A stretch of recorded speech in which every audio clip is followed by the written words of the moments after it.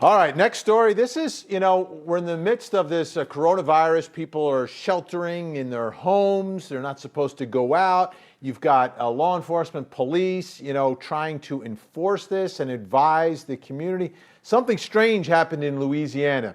And if any of you have ever seen the movie The Purge, you're going to recognize the sound that Shanley Painter is talking about tonight.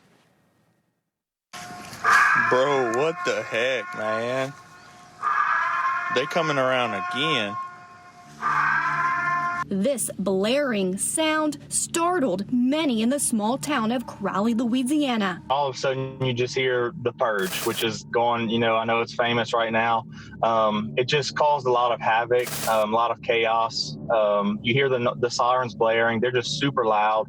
My dog freaks out. Neighbors coming outside, checking out what was going on, yelling, just upset about it. The police sounding an alarm to signify the start of curfew. From 9 at night to 6 in the morning, Crowley residents must remain at home to curb the spread of COVID-19. As we examined it, we didn't want to go through with our regular sirens because we didn't want to create more havoc. And one of the officers who is military approached me and said, well, Chief, there is an old military siren that was used. It was used in the movie Purge, but it's been used for many, many years. And after listening to it, I said, well, it's a more muffled tone. It, wouldn't create to me as much havoc. This is your emergency broadcast system. The movie, which stars Ethan Hawke, features an annual day known as the Purge, when all crimes, including murder, are illegal for a 12-hour period. People who don't want to become victims lock themselves in their homes. The start of this period is signaled by a horn. The same sound Crowley police used to announce the COVID curfew. It made a lot of people very on edge. Ty Abshire, a Crowley native, was outside walking his dog when he heard the Purge alarm. I could hear it from about 3 blocks away, and it was still super loud from 3 blocks away. The siren was intended to be a public safety message, according to the Crowley police chief. It was to remind people that this is a very serious matter. It's a very serious disease. It's a very serious pandemic going on.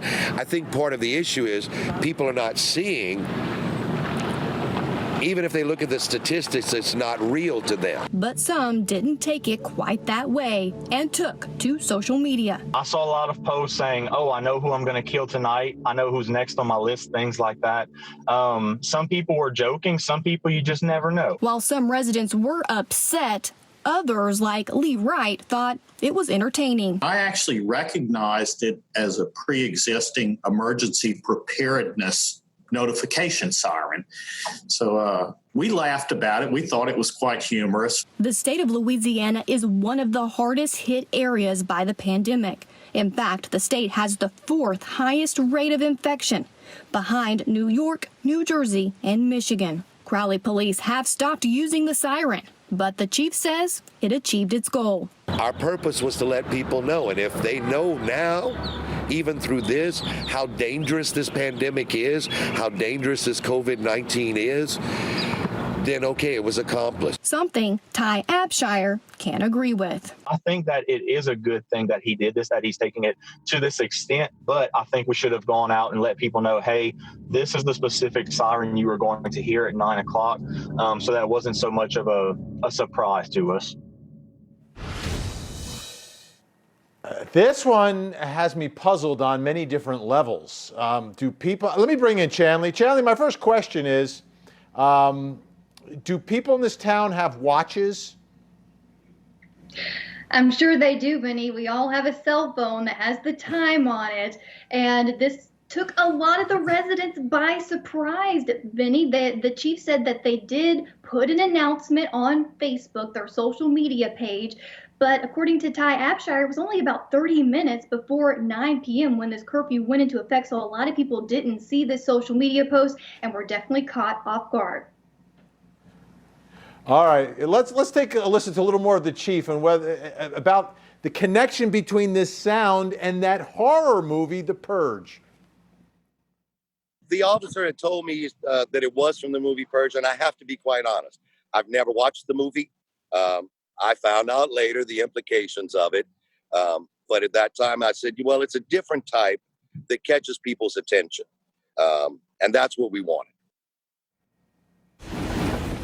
Chanley, why do I get the feeling that the officer who picked this out was kind of like, thought it would be kind of cool, or I don't know. I don't understand this. To me, everyone is tense enough as it is. Now you're introducing this new ominous sound that comes from this horror movie, and people are I can understand people freaking out a little bit. Right. And now the police chief, he told me that he knew it was from the movie Purge, but he had never seen the movie, Vinny. Like me, horror movies give me nightmares, so I don't watch them, but he didn't know what it actually meant. And he said one of his, officers came to him and said, there's this old military siren. This is something that the military has always used. And he heard it. He thought it was more of a mellow tone, maybe wasn't as alarming as normal police sirens that they could use for this. And he says, in Louisiana there, they have a lot of sirens go off for, weather-related things. And even Lee Wright in the story, one of the residents said, he's in the military. He said that he grew up in Crowley and heard this alarm growing up there for maybe a fire or whatever it may be. And so that was the chief's reasoning for using this one. And I think it got a lot more attention than he expected. Yeah, I'm sure, and his heart is in the right place. I mean, he wants people to be safe. Let's take a look at some of the community reaction on Facebook. Some people were not too happy about it. And so, of course, some interjected that this was not right. They didn't think it was right. We shouldn't have done it. But as I said, many people were in favor of it. I mean, we got probably overwhelming response positive. They wanted us to continue doing it.